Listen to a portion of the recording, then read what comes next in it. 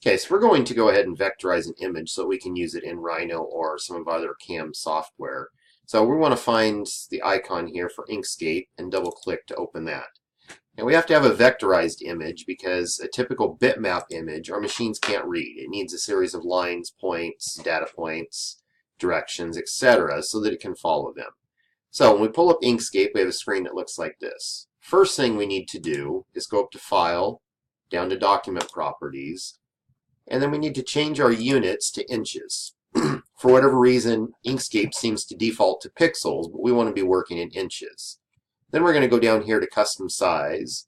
We're going to change that to inches as well. And we're going to change our width to 6 and our height to 6, since we're working on a sticker, and that's about the size we're normally going to use. Then we can exit out of that. A couple of things about Inkscape. If we want to move the screen around or pan, we push down on the scroll wheel and we can drag it.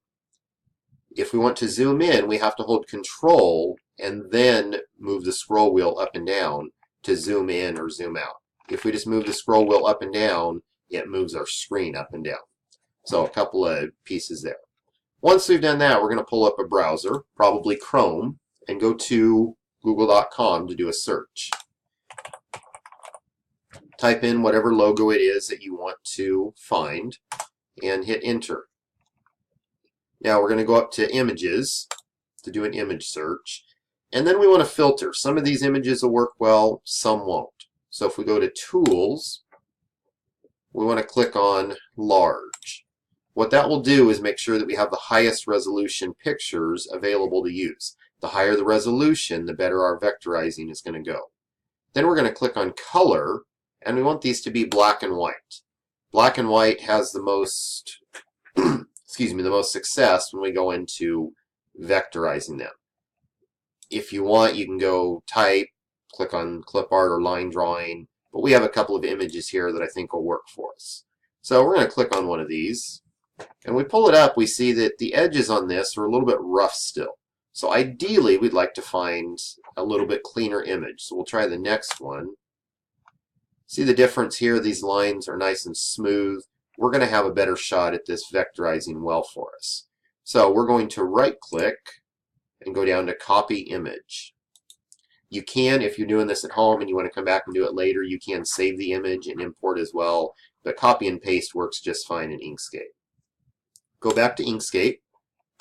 We're going to right-click, and we're going to hit Paste.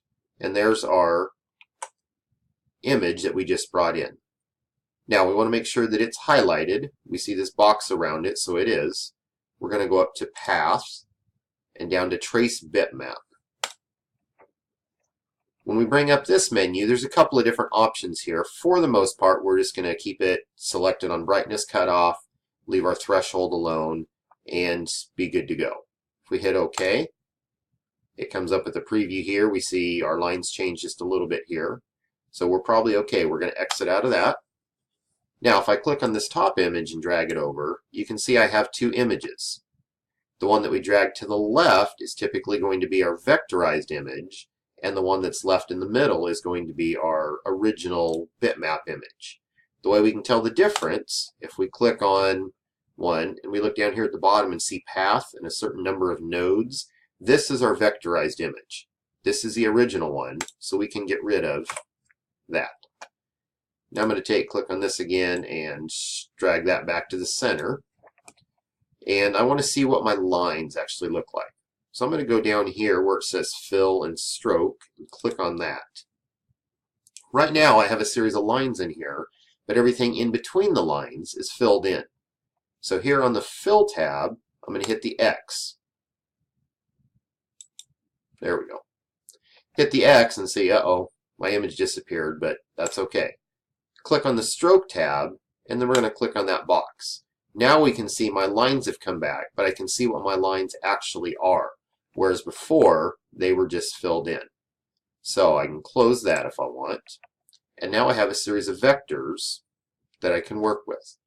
If I want to scale this while I'm still in Inkscape, I can do that fairly simply, but first I have to go up here where this little lock is, and I want to click on that so that it shows that it's locked. If I try to resize the image without it locked, it can smash it. It doesn't keep our ratio the same. So I'm going to undo that, click on the lock, and then I can resize it just by clicking on those arrows. And I'm going to try to get it within that box so that I'm pretty close to scale before I take this into Rhino. Once I have it scaled, once I'm happy with it, I'm going to go up to File, down to Save As, figure out what folder I'm going to save it into, and then as Save as File Type, we're going to click on that, and we want to go down to where it says Desktop Cutting Plotter AutoCAD DXF R14. That's going to save it as a DXF for us, which is a file that Rhino will read. If we save it in its native Inkscape SVG format, Rhino cannot read that. So, Desktop Cutting Plotter, DXF, click on that, give it a name, hit Save, hit OK. Now we're ready to bring this image up in, or import this image into Rhino.